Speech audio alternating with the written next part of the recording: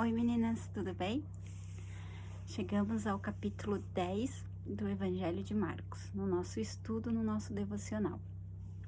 Vamos lá então? Neste capítulo, depois de um bom período de ensinamento, de ensino de Jesus para os seus discípulos, ele já se direciona a Jerusalém.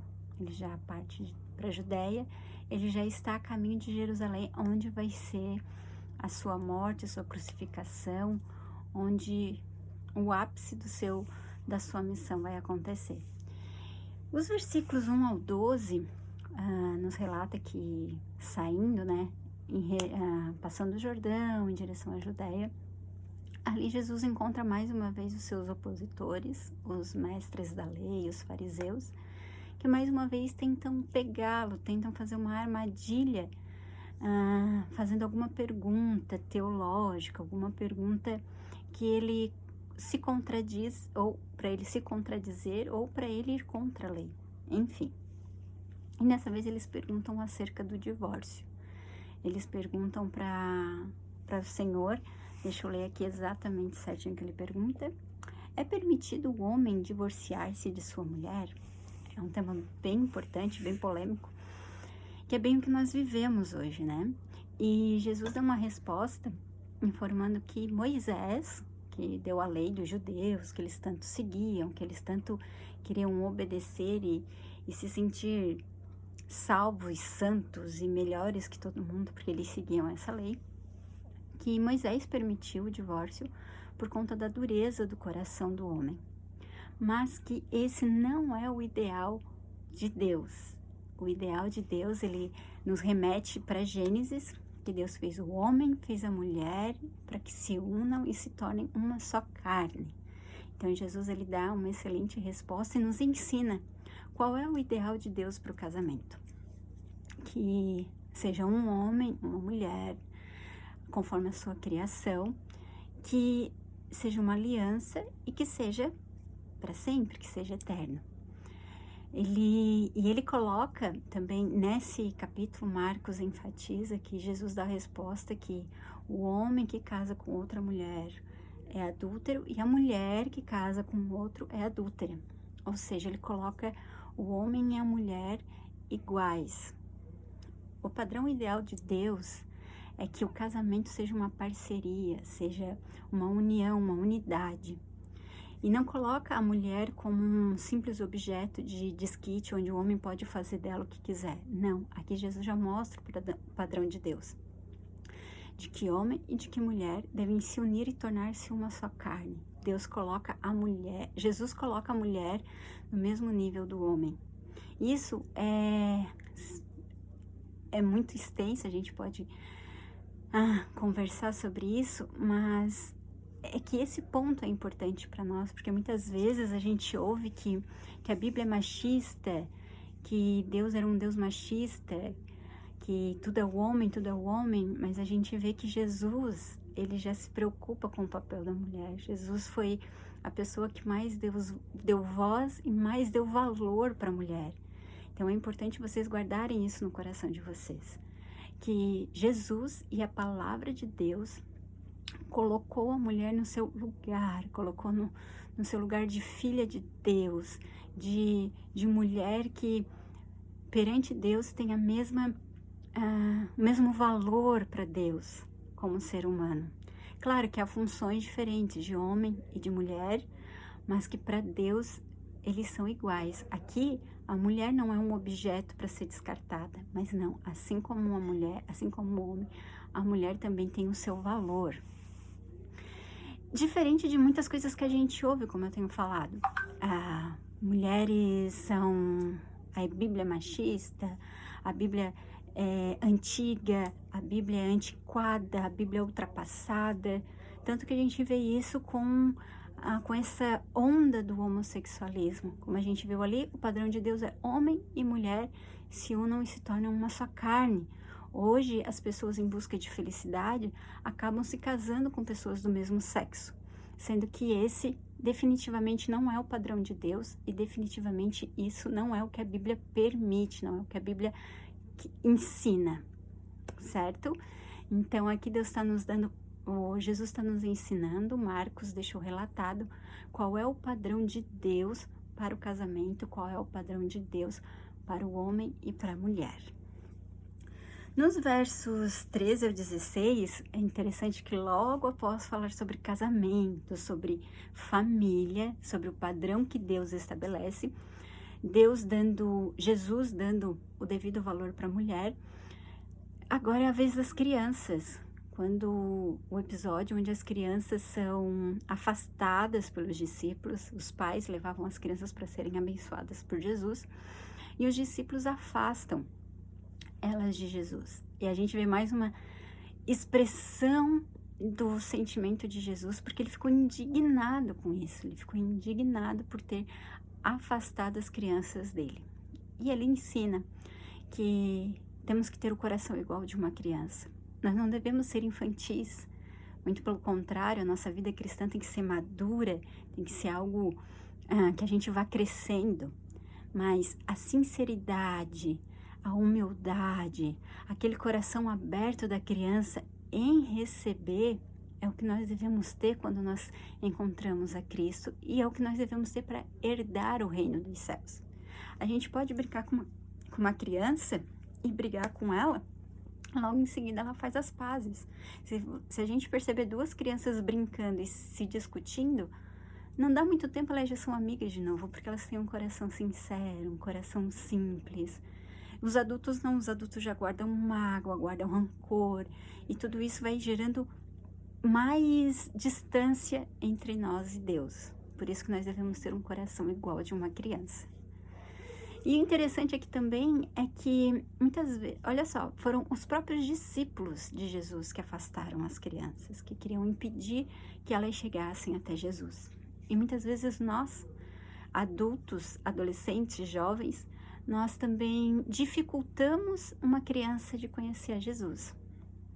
Isso às vezes por nossas atitudes, por nosso mau exemplo, por nós duvidarmos da capacidade delas de entender.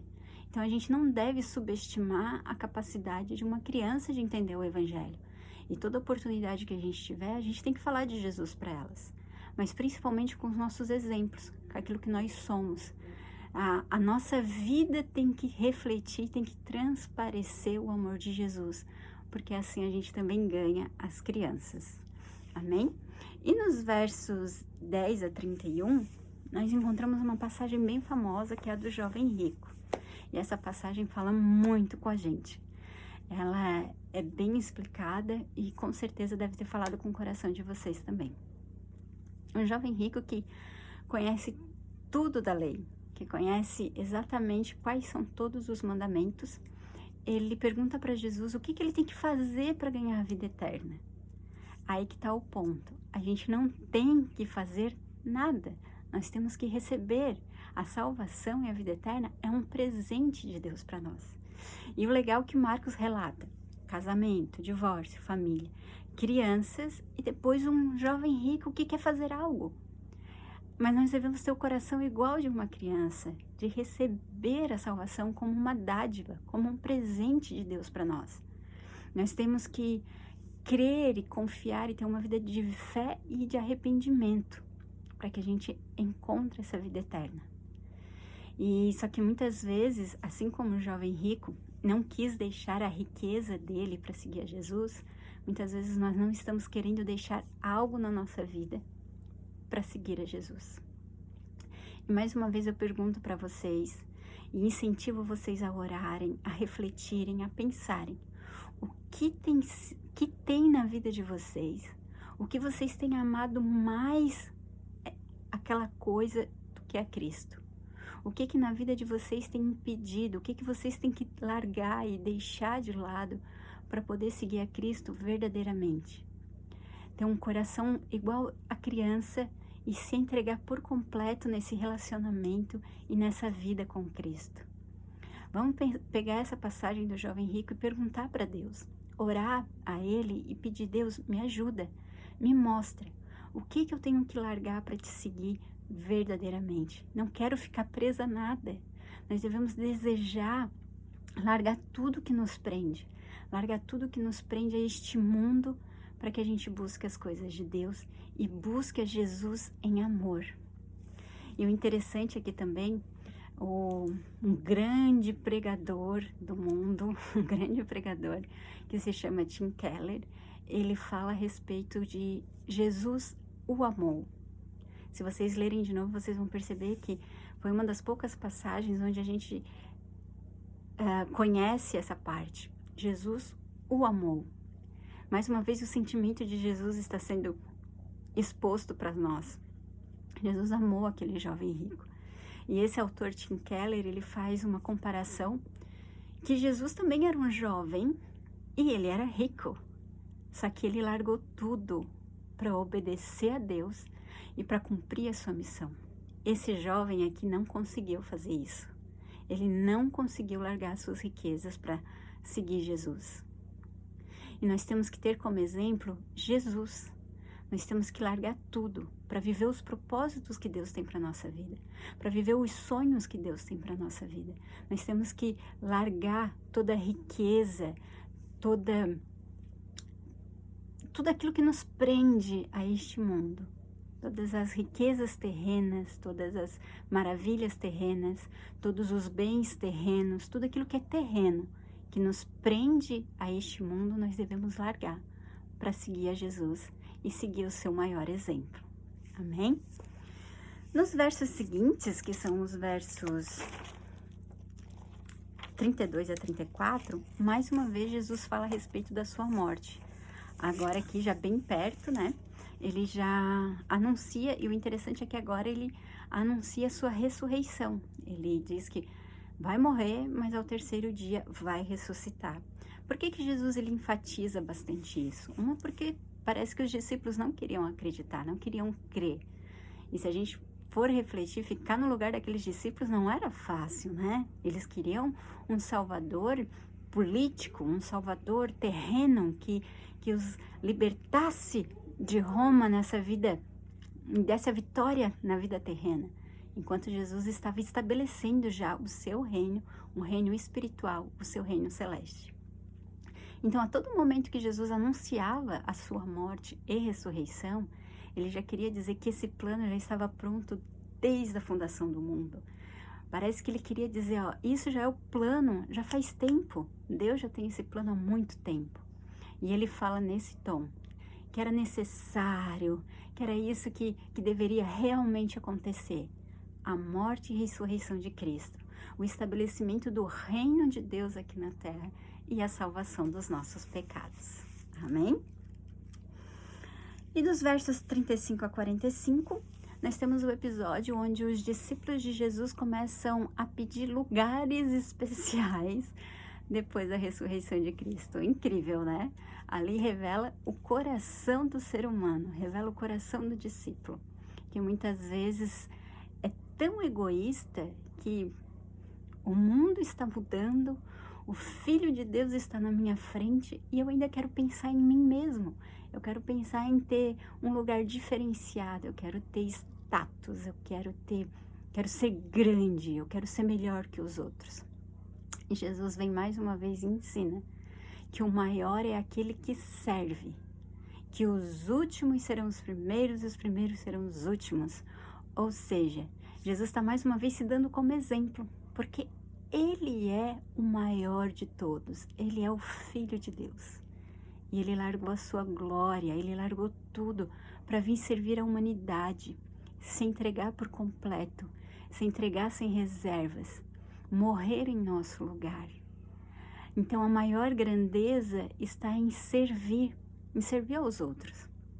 Servir dentro de casa, sendo uma filha melhor, servir na escola, sendo uma boa aluna, servir na igreja, servir ajudando os outros, servir as amigas quando precisam de um abraço, precisam de uma palavra de esperança, quando precisam, ao invés de mais palavras de negação, mais palavras de críticas, elas precisam de palavras de conforto, de amor, palavras que vêm da palavra de Deus. E vocês podem ser esse instrumento de Deus para tocar na vida das amigas de vocês, sendo vocês servas de Cristo, que Jesus vai colocar as palavras certas na boca de vocês e vocês vão poder servir as pessoas. E isso é o que nos torna grandes. E para terminar esse capítulo 10, Jesus faz um último milagre que, se eu não me engano, é o último antes de ele ser preso, e ele cura o cego Bartimeu. Várias aplicações para a nossa vida nós aprendemos dessa passagem, mas algumas que o cego ele foi humilde em gritar por misericórdia. Ele, quando ouve falar que é Jesus que está chegando, ele grita: Filho de Davi, tem misericórdia de mim. Isso nos ensina que nós não devemos nos calar, nós devemos clamar pela misericórdia de Deus toda vez que a gente precisar. Nos ensina a compaixão de Cristo, a ouvir e mandar chamá-lo. Ele larga a túnica dele. Naquela época, o cego, as pessoas que eram deficientes andavam com uma túnica. Ele largou, como se ele estivesse largando aquela posição de pecado, aquela posição de doença, e vai ao encontro de Jesus e tem uma nova vida. Nós devemos fazer também isso, largar tudo que nos impede de chegar até Jesus. Nós devemos ir com humildade e dizer para Jesus aquilo que a gente precisa. Jesus já sabe o que a gente precisa, mas nós precisamos ser humildes para chegar até Ele em humildade, em oração e dizer: Filho de Davi, tem misericórdia de mim. E todos nós, todas nós, precisamos do toque, precisamos da presença de Jesus na nossa vida. Amém? Fiquem com Deus e até amanhã.